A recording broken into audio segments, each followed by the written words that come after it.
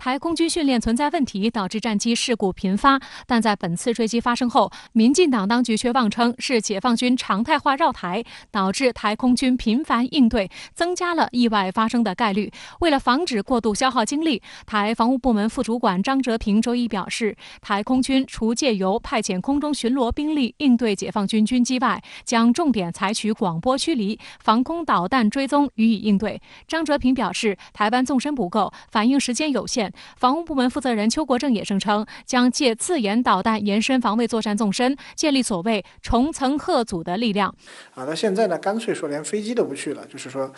派出这个雷达这个用防空导弹的雷达进行这个所谓的照射和这个识别所以呢，这个直接导致了第一就是台军对于实际的空情呢没有像他自己展示的这样了解，背后呢其实反映的是，就台军甚至连这种一般的日常性的这种训练和这种巡航都没有办法保障，那更遑论说在这种大规模作战条件下，它保持一个足够的作战能力了。深圳卫视注意到，根据美国智库兰德公司高级专家戴维·奥赫曼内克的说法，在五角大楼模拟台海冲突的兵棋推演中，美军干预行动经常以失败告终，台湾空军在几分钟内就被消灭，西太平洋的美国空军基地受到攻击，美军舰机遭到解放军数量庞大的导弹打击。美国防部高级官员也承认，解放军导弹射程越来越远，这使得美军进入台湾周边时越来越难。美国全国广播公司还报道称，美国售台的 F-16战斗机和爱国者防空导弹等高科技装备要不对症。奥赫曼内克和许多美国专家认为，在解放军导弹对机场的精确打击下，台军采购的先进战斗机也会面临同样的命运。他们给台军开出的药方是游击战。他建议台当局应该把军购重点放在水雷、无人机、机动反舰导弹、单兵反坦克导弹和便携式防空导弹上。报道认为，这个建议面临的最大阻力来自美国内部，尚不清楚美国国会或五角大楼是否同意放弃出售利润丰厚的战斗机等昂贵装备。有岛内网友对此痛斥，台湾这颗棋子不知被美国玩到何时。外界就注意到，美国驻帕劳大使亨尼西尼兰上周六随帕劳总统惠普斯抵达台湾讨论旅游泡泡，引发岛内绿营的一阵激动。有专家表示，亨尼西尼兰虽然是美国的官方外交代表，但从驻帕劳大使的层面来看，级别甚至不如以往赴台的美国国务院级别官员。如果认为这样的小动作是所谓外事突破，未免太过夸大，这反而显示出美国给了点好处，民进党当局就仿佛捡到救命稻草一样。在周二的外交部例行记者会上，有记者提问，美方正准备发布行动指南，放宽美外交官与中国台湾地区的官方往来。发言人华春莹表示，在涉台问题上，希望美方谨言慎行，不要进一步损害中美关系。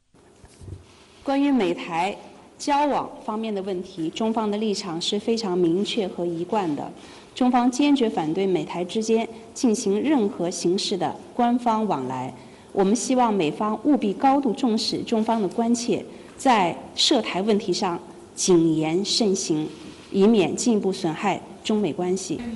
好的，相关话题来连线特约评论员吴健。吴先生您好。即便战力如此不堪，但台军方嘴巴还很硬。昨天，台防卫部门副负责人张哲平叫嚣要用地空导弹雷达追秒代替飞机跟踪监视，以对付在台湾附近空域越来越密集飞行的解放军军机。你对此怎么看呢？我想对这位张先生隔空问一句：您说这话是糊弄外行求个安宁呢，还是拿定主意说干就干呢？我们知道，大陆军机越来越频繁地抵近宝岛台湾乃至绕台飞行，深层次原因就是台当局拒绝9·2共识，挟洋谋独。大陆必须用坚定而有效的行为稳局控局，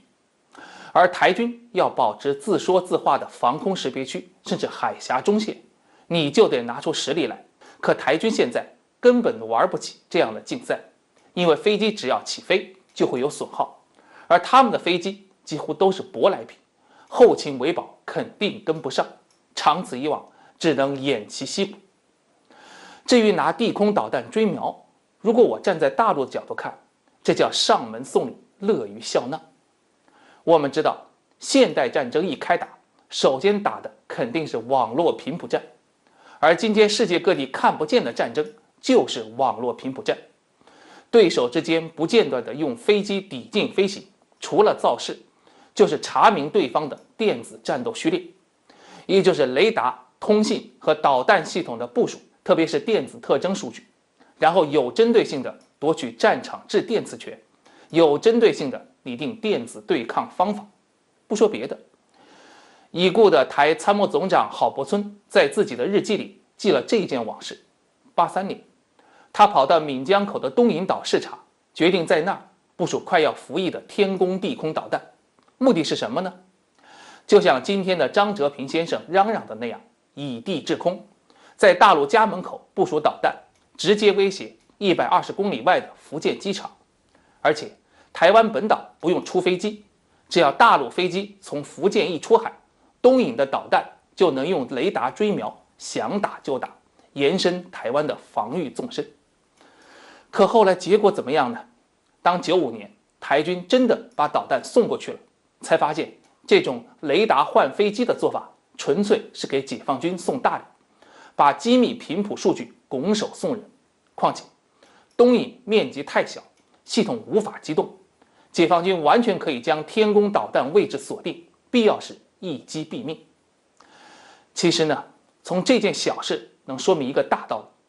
台海军事斗争的局面，乃至祖国统一的大势，是需要物质基础作为支撑的。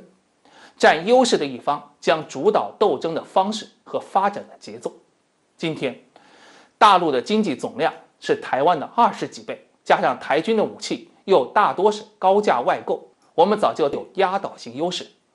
台湾无论想出什么办法对抗，那完全是以卵击石。就像马英九公开警告蔡英文的，如果因台独引发开战，那就是台海彻底的终战。言犹在耳，望有关方面思之慎之。